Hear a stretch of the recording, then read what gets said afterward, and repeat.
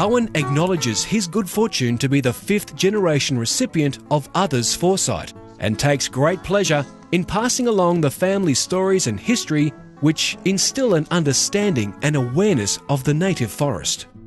Conversely, whilst difficult to contemplate, he also acknowledges that much of the degradation of the land has been caused by previous generations who did not fully understand the unforeseen consequences of their clearing practices. He strongly believes it is the role of his generation and those that follow to utilise the knowledge now held. Oh yes, there's a lot of practices that I suppose people brought them with them from where they came from and tried them out, and they worked or they didn't work, and they found out the bits that worked, and that became accepted practice and it was handed on. The system of management of regrowth came about by observation of what worked and what didn't, and the bits that worked have been the practices that have carried on, such as the observation was that when you initially cleared this country, the regrowth came up quickly. So in the areas of the better soil where the grass grew better and the trees grew better, people put a lot more effort into looking after that. So look, I still look after it more.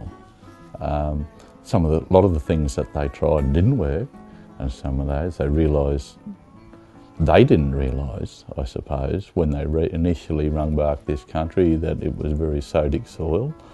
They never had access to scientific knowledge about soil types and hydrology and those sort of things.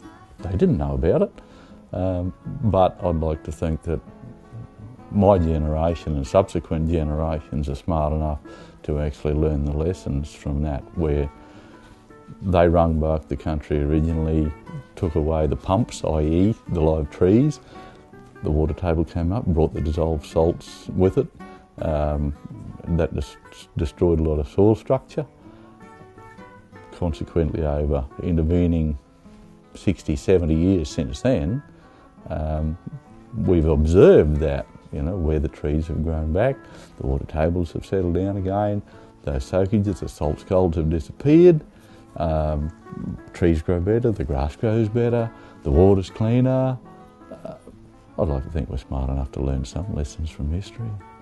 Owen Thompson and his family plan to carry on the work of generations by continuing to develop the biodiversity of their land.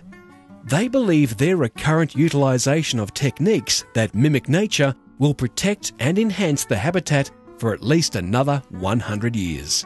It's, I suppose, a sense of belonging, but also an inbuilt sense of responsibility to try your best to look after it as the 3 generations before me.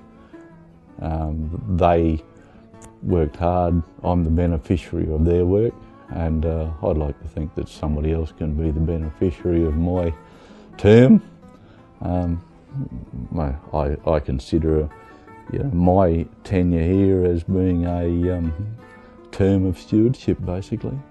I certainly hope that other members of the family in the future have got the interest and the heart to take it on and keep it going.